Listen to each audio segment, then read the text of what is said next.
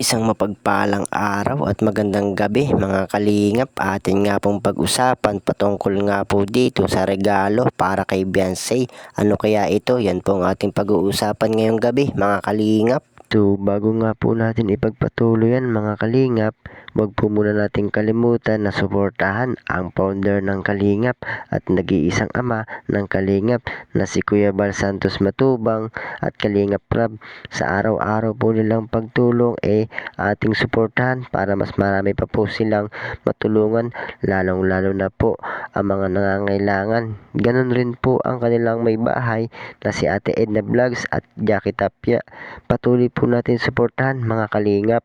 At kung bago lang po kayo sa aking YouTube channel ay huwag niyo pong kalimutan na mag-subscribe at pakipindot na rin po ang notification bell para lagi po kayong updated sa aking video. So balik nga po tayo dito sa dumating na regalo para kay Beyonce. Atin nga pong panoorin kung ano ito mga kalingap.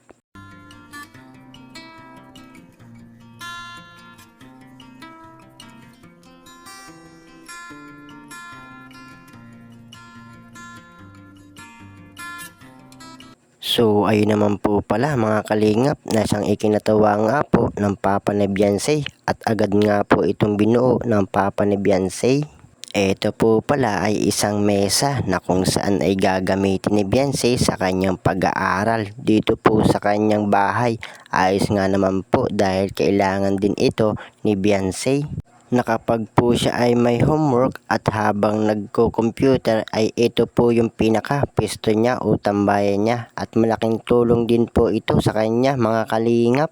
Grabe, isipin niyo yun mga kalingap, maging sa kanyang pag-aaral talagang ang daming nakasuporta sa kanya na halos di nila gusto na mahirapan pa si Beyonce. At ganun rin po sa mga kagamitan sa loob ng bahay ni Beyonce. Halos lahat po ay bago at nanggaling po sa mga sponsor ni Beyonce. Sunod-sunod po ang pagpadala na natatanggap ni Beyonce habang papalapit ng papalapit po ang ribbon cutting mga kalingap.